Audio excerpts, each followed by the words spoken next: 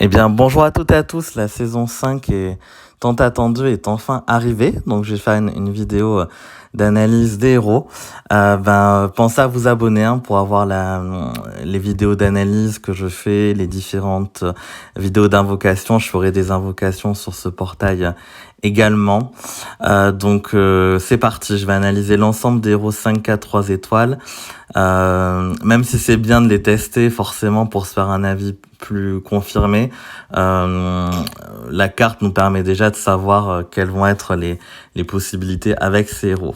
Donc les héros saison 5 qui sont de deux familles, Lune ou Soleil.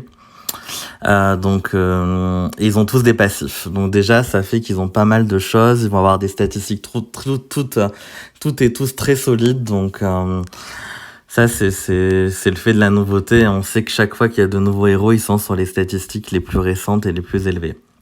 Donc Papyrus, qui est de famille Lune, 10% de chance pour un héros et 20% de chance pour deux héros d'appliquer des effets. Donc ça, c'est bien, ces familles, parce que dès un héros, ça s'active. Et c'est moins 24% de défense pendant 2 tours et 98 points de dégâts d'eau sur 2 tours à un ennemi qui inflige des dégâts de compétences spéciales à ce personnage. Donc chaque fois que vous allez envoyer une cesse sur ce personnage, il y a 10 à 20% de chance de se prendre un effet bien pénible. Et si la compétence spéciale de l'ennemi élimine le personnage, la probabilité passe de 50% pour un héros du coup, ou 75%. Donc là, il y a beaucoup plus de chances que ça soit appliqué. Lui, c'est un héros assez équilibré, druide. Je le vois déjà en tank potentiellement parce que emblème et défense, ça peut monter assez haut dans les 900, je pense, puis c'est un limit break. Très équilibré. Il va invoquer un sbire golem à 14% de PV et 18% d'attaque. Donc c'est des bons sbires, assez solides quand même. Chaque fois que le sbire est la cible d'attaque normale ou de compétences spéciales, l'attaquant subit l'effet négatif suivant. La cible reçoit 282 points de dégâts de sable sur 3 tours. Donc c'est pénible en fait, parce que attaque normale comprise, vous allez vous prendre un dot en plus de sable. Tous les alliés reçoivent 30% de défense pour 3 tours. Je pense que c'est un très bon héros. Le 30% de défense, c'est aussi ce que fait Freya.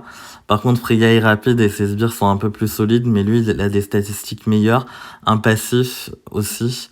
Donc non, très bien, Papyrus, si vous l'avez, je pense que et que vous manquez de jeunes, lui peut faire un très bon héros, que ça soit en attaque ou en défense, pas un héros titan, mais en attaque, en défense, en GDA, en tournoi, très bon héros défensif et même offensif en fait. Non, lui j'aime beaucoup. En plus il est à la 1. On a ensuite Khonshu, donc lui qui est barbare, très rapide, violet. Est-ce que ça nous ferait pas penser à quelque chose? Oui. Kageburado. En fonction des emblèmes barbares, il peut y avoir un souci de partage déjà.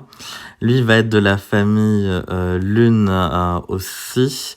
Et passif, c'est 40% de chance de réaliser les actions suivantes lorsque ce personnage utilise sa compétence spéciale. Donc là, c'est très fort, 70% de dégâts à tous les ennemis. Tous les ennemis reçoivent moins 24% de génération de mana pour 3 tours. Là, si on revient sur Papyrus, c'était 60% de chance de réaliser un boost de santé de 10% et tous les alliés reçoivent une petite quantité de mana. Donc là, moi, mon interprétation de ce que je vois de ces héros-là, c'est que plus la CS est rapide, il y a peut-être des exceptions, mais de ce que j'ai vu, plus le taux de chance de réaliser le passif est bas, ce qui a du sens, parce que plus une CS est rapide, plus vous avez de chance de la déclencher souvent. Donc si c'était un pourcentage trop élevé de passif, ça les rendrait trop forts. Donc lui, il est très rapide, il inflige 425% de dégâts à la cible. Si l'attaque vient à bout de la cible, donc à bout, je pense, la tue, le lanceur reçoit 50% de mana. Donc lui, c'est un excellent héros, un très bon sniper, qui va pouvoir s'enclencher très souvent. Donc en attaque, excellent. Moi, c'est la première chose qui m'a l'idée. En défense, excellent, sur les côtés, essentiellement. Je pense qu'en tank, il y a mieux, parce qu'il touche qu'une cible. Mais il peut faire office de tank de fortune pour ceux qui n'ont pas trop le choix. Donc lui, Khonshu, pareil, il me donne très envie, comme Papyrus, de l'avoir et de le monter. Et ensuite, le troisième héros à la une, c'est Sobek, magicien. Là encore, on a 826 de puissance, classe soleil, enfin famille soleil, qui fait différentes choses. Donc là, c'est moins 35% de précision pendant 2 tours et 98 points de dégâts de brûlure sur 2 tours. Donc c'est un peu moins fort, je trouve, que la famille lune. Et si la compétence spéciale de l'ennemi élimine le personnage, là c'est 50 et 75%.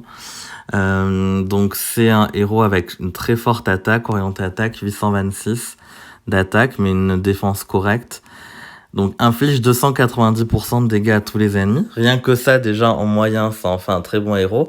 On est sur des niveaux équivalents à le puce costume notamment. Et l'attaque contourne les bonus défensifs, y compris en contre-attaquant.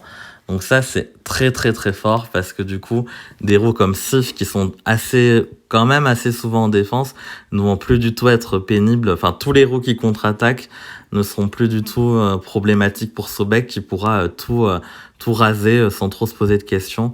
Donc lui, je suis assez fan aussi de ce personnage, avec un passif là aussi intéressant, 70% de dégâts à tous les ennemis, donc des dégâts en plus sur tout le monde, plus des dégâts de sable sur 3 tours. Donc les passifs là, c'est vraiment ce que je trouve très fort sur ces héros saison 5. Hein. Et plus la famille aussi, en fait, plus tout accumulé. C'est vraiment très intéressant indépendamment, rien qu'avec les passifs et le bonus de famille. Ensuite, en 5 étoiles, on a Kefren qui est moine, famille soleil, et il a un passif avec des dégâts sur tout le monde et des dégâts de sable, donc un peu comme Sobek. Il est lent. Lui, c'est clairement un héros titan, hein, parce qu'il va faire un debuff élémentaire de feu sur une cible.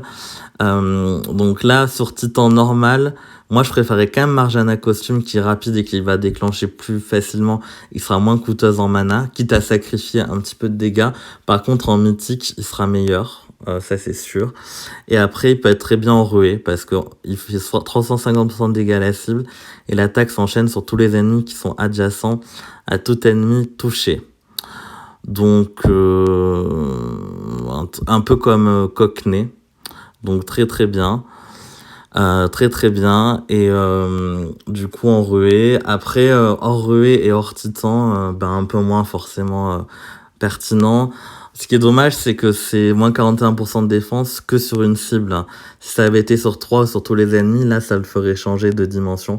Donc il est bien, mais c'est pas du tout mon préféré des 5 étoiles. Après, ceux qui n'ont pas Marjana costume, ça permet quand même d'avoir un palliatif à Marjana costume. Et ensuite, nous avons Elnada A, qui est la dernière héros 5 étoiles là de la première vague de sortie. Magicienne, famille lune, passif, dégâts à tout le monde et disciple, dernier bonus, dissipa pour tous les ennemis. 50% de chance d'infliger le passif. Stat orienté attaque, 821. Donc très très bien. 305% de dégâts à la cible et aux ennemis proches. Et la cible et les ennemis proches ne peuvent pas recevoir de nouveaux bonus d'effets appliqués pendant 3 tours. Ils subissent 200 points de dégâts à la place de chaque bonus qui leur est conféré. 305% de dégâts à la cible aux ennemis proches, ça la met à des niveaux équivalents à une quenelle.